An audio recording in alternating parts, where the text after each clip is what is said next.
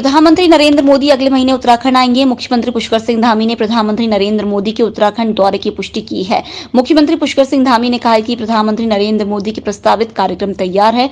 प्रधानमंत्री नरेंद्र मोदी की स्वयं की भी उत्तराखंड आने की इच्छा है। प्रधानमंत्री के उत्तराखंड आने के लिए राज्य की जनता बेसब्री से इंतजार करती है। प्रधानमंत्री नरेंद्र मोदी ने राज्य के 1.5 लाख करोड़ से अधिक की योजनाएं दी हैं, जो कि ऐतिहासिक है। प्रधानमंत्री जी के प्रस्तावित कार्यक्रम बने हुए हैं और पहले से भी चूँकि उनकी स्वयं की भी इच्छा है कि वो उत्तराखंड के दौरे पर आएँ और जब भी वो उत्तराखंड आते हैं तो यहाँ की भूमि से, उत्तराखंड से उनका विशेष लगाव है और हम सभी को इंतज़ार रहता है, समूचे उत्तराखंड वासियों को इंतज़ार रहता है, क्योंकि उनके कालखंड में अनेक योजनाएँ जो प्रस्तावित थी या जिनके बारे में हम सोचते भी नहीं थे, वो सारी योजनाएं और लगभग 1.5 लाख करोड़ की योजनाएं उनके प्रधानमंत्री बनने के बाद स्वीकृत हुई हैं। इसलिए उत्तराखंड से उनका लगाव है और उत्तराखंड वासियों को भी उनका इंतजार है। मुख्यमंत्री पुष्कर सिंह धामी ने मंगलवार को बीजापुर अतिथि गृह में केंद्रीय कृषि मंत्री नरेंद्र सिंह तोमर से शिष्टाचार भेंट की। इस अवसर पर दोनों के मध्य कृषि से जुड़े विभिन्न बिंदुओं पर चर्चा हुई। लच्छीवाला रेंज अंतर्गत सूरज ढलते ही हाथी लगातार किसानों की फसलों को रौंद रहे हैं, लेकिन अब दिन में भी सड़कों पर जंगली हाथियों की चहलकदमी जनता के लिए परेशानी का सबब बन चुकी है।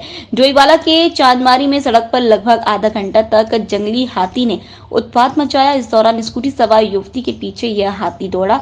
जैसे तैसे युवती ने भागकर अपनी जान तो बचा ली, लेकिन हाथी का गुस्सा उसकी स्कूटी पर फूटा और उसकी स्कूटी को तोड़ दिया।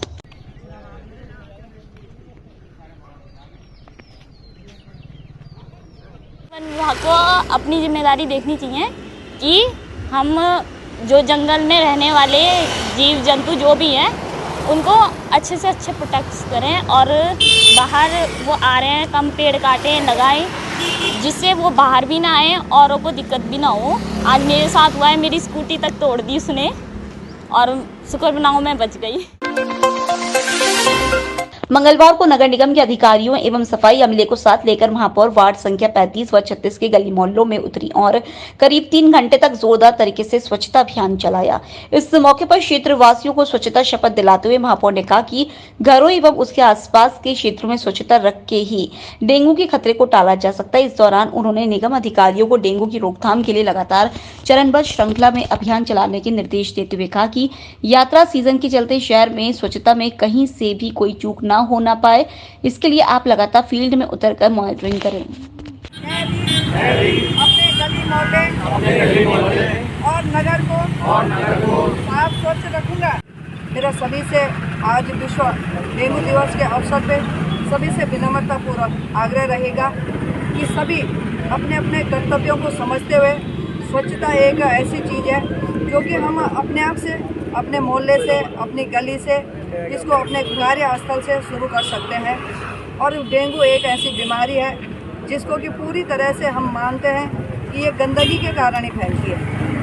तो डेंगू के बचाव के लिए हमको स्वच्छता को अपनाना होगा और जब डेंगू फैल जाता है तो ये बीमारी इतनी घातक हो जाती है कि वो जानलेवा तक साबित होती है।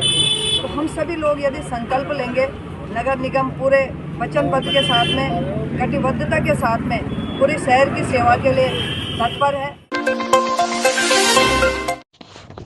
देश के सभी कैंटोनमेंट क्षेत्र को नगर पालिका और नगर निगम में तब्दील करने की तैयारी में सरकार नजर आ रही है। छावनी क्षेत्र के सिविल इलाके को नगर निगम में शामिल करने की कवायद को भी तेज कर दिया गया है। सरकार के इस फैसले से राज्य सरकार की योजनाओं का लाभ अब कैंटोनमेंट क्षेत्रों को भी मिल सकेगा। रक्षा मंत्रालय का बड़ा बजट अक्सर कैंट क्षेत्रों में खर्च किया जाता है और यही कारण कैंट क्षेत्रों को नगर पालिका और नगर निगम में तब्दील करने की वजह माना जा रहा है।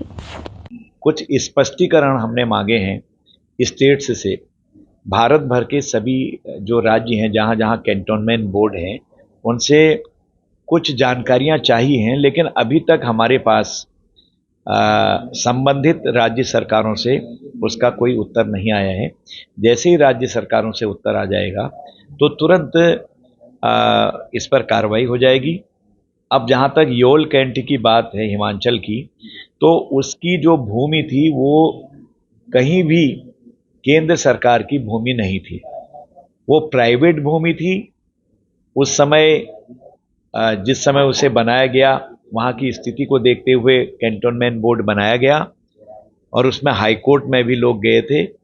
इसलिए जब हमारी भूमि ही नहीं थी और हाई कोर्ट का आदेश भी आ गया था, तो उसको ग्राम सभा में समाहित कर दिया गया है।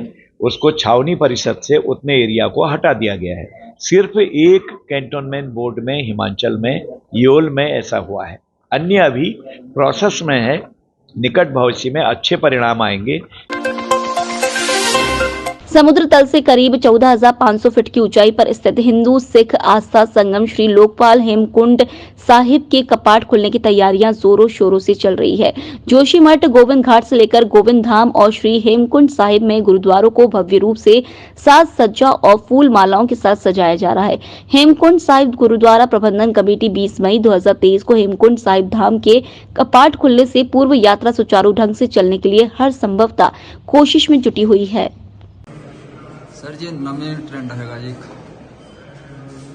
और बहुत अच्छा है, 2-3 साल रहेगा जी। अलग अलग कलर दे सारे लगता है कि नीवे है पर नहीं फिर नहीं लगता। इन्हें थोड़ी थोड़ी कटिंग भी करूँगे जी। ये बकायदा लोहे का फ्रेम बना के लगाया इन्होंने जी। अंबरसर वाले वाहिगुरू बख्शिश करे, इन्होंने चढ़ती कला रखे जी।